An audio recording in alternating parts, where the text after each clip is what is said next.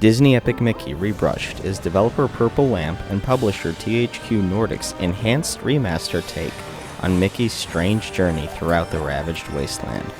A former Wii exclusive, now saved from the horrifying confines of the Wiimote, players will take on the role of everyone's favorite clubhouse mouse, Mickey Mouse, as he, or rather you, looks to escape from Wasteland while making choices that will shape the world as well as the ending you get. A collaboration by many, and headed by Deus Ex's director and producer, Warren Spector, this remaster goes on to fix many of the issues that plagued the original, leaving us with a fairly neat concept of just how good, or bad, you can make the mouse. With a paintbrush, no less. Oh, and Oswald the Lucky Rabbit is here. Almost forgot that one. Disney fans will love this one, and narrative enjoyers will be amused.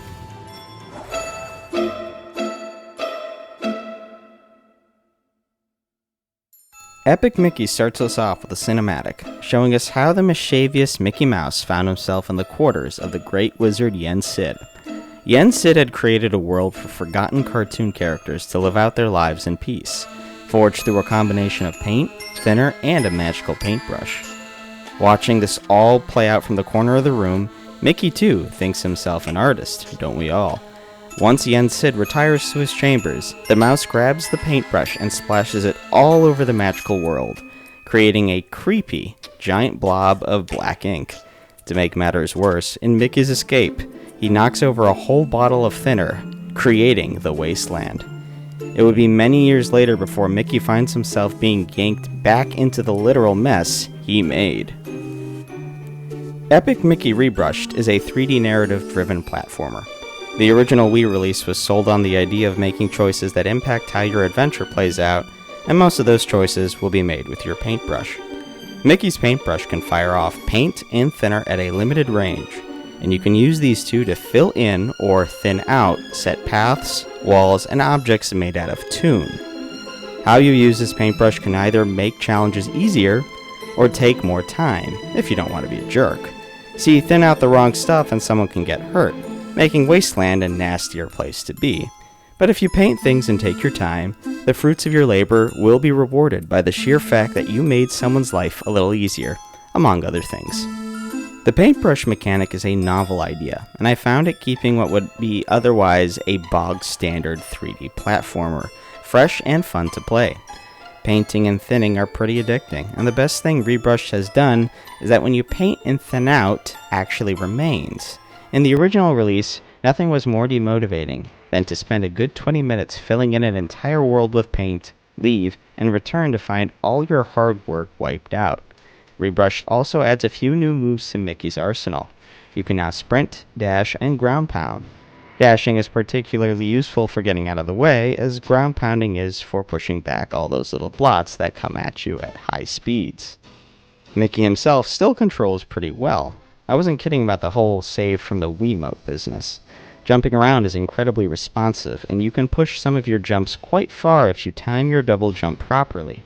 You can also elongate your jump a little longer by doing your spin attack move with the simple push of the X button. Before this remaster, you had to shake the Wii remote to achieve similar results. Awful business there. Jumping around is fun, and Purple Lamp has done an excellent job keeping the original game largely intact, while also converting Epic Mickey for regular controller use.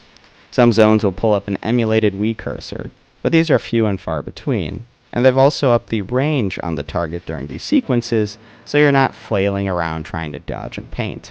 Most of the time, anyway. Combat is simple. Most enemies can be befriended or thinned out. Some can only be thinned out. It is easy to get overwhelmed, but as long as you spin, you'll keep foes at bay. The worlds themselves are fairly small, but densely packed with things to do.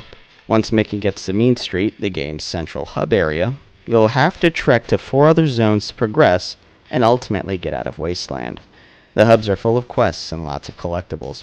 Heck, part of what makes this game a lot of fun is just thinning out surfaces to find concept art, film reels, and even quest items for quests you haven't quite taken yet. To go between hub areas, you'll have to jump into projector screens and run through short 2D platforming sections.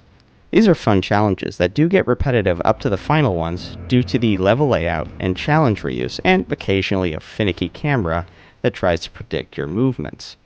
But thankfully, you can pay a measly 10 tickets to skip these sections once you've completed them, which you'll need to do quite a few times to complete some quests. Now there's one thing Rebrushed added that I'm sort of wishy-washy on. Sprinting is nice, I'm not going to say it isn't, but even though it's been nearly 14 years or so since I finished the original, I couldn't help but notice how the game's levels have grown a bit.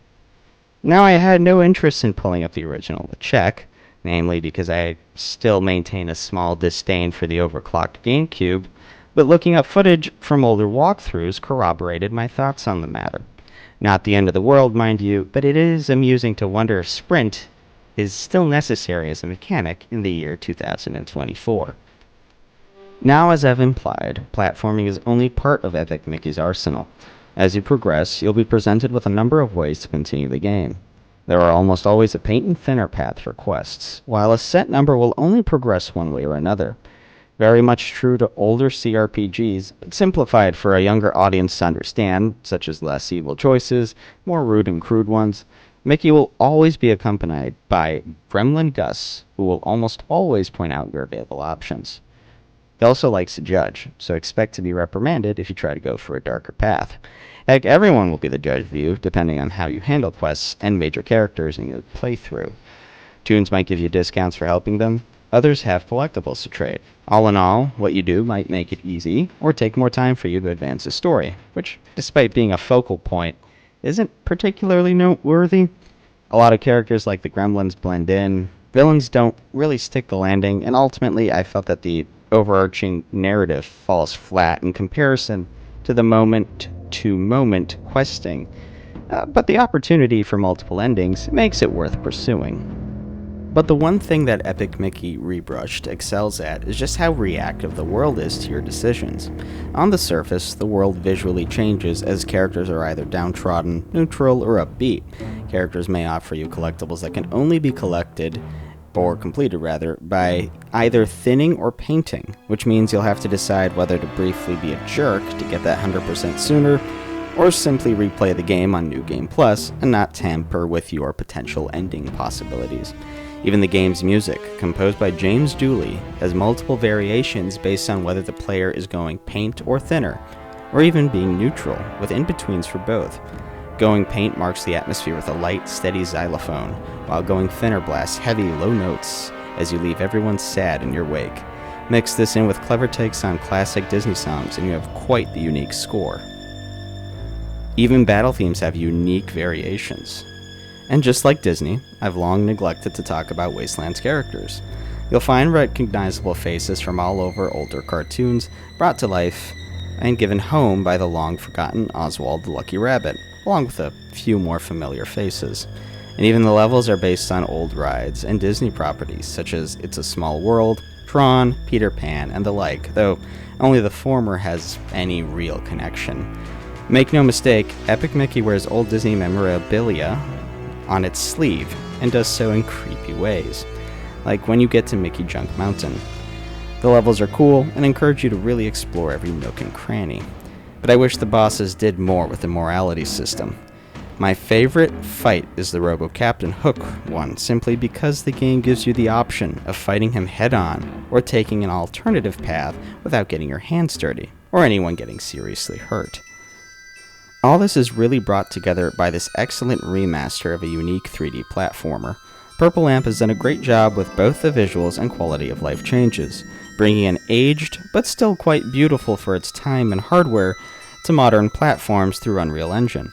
By and large, it's the same game as the original, even down to the animated cutscenes, which have been slightly edited to wipe away Wiimote references. Any complaints I have are mostly nitpicking visual choices, aside from one collectible that got moved and had me scratching my head for a good half hour. That was really annoying. The audio mixing is also certainly not as good. Sound effects are frequently lost, or sometimes not even played properly. But ultimately, Disney Epic Mickey Rebrushed is an excellent remaster of one of the Wii's best games.